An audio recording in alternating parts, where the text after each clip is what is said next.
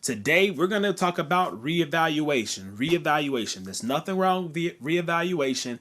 All of us should be going over and reevaluating something.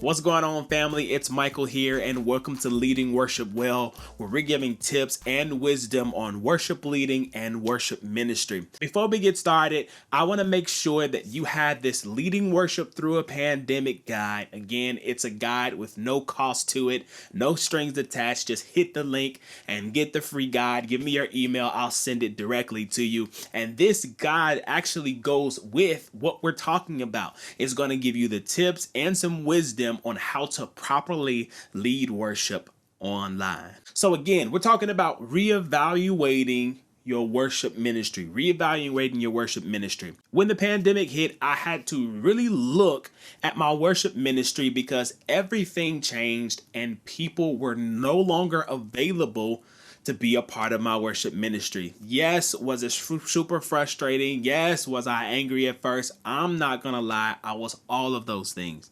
But God told me that I had to reevaluate because as the leader, everything rises and falls on leadership. So as the leader, I have to be wise enough, I have to be keen enough, I have to be prophetic enough in a sense to see where things are happening and how to make them stronger. So this is what I did. I reached out to as many of my people as I could, making sure that they still wanted to be a part. And for those who didn't want to be a part, no problem. I'm not holding you back because God might be calling you to do something else.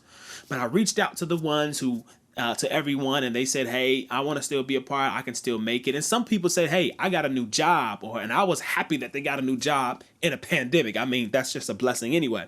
And some people's schedules have changed, and I had to be okay with that. So then I had to look at my worship ministry and say, okay, what can I do and what can't I do?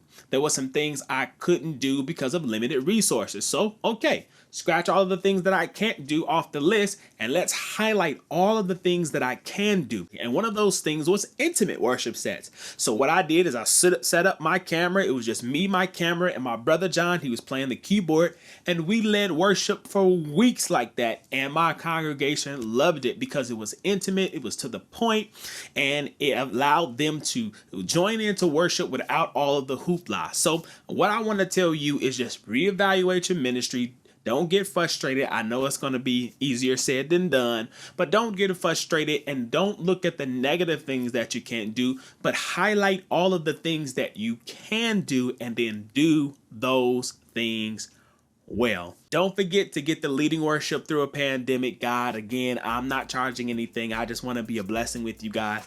Click the link below and get it, and I'll see you guys in the next video. Peace.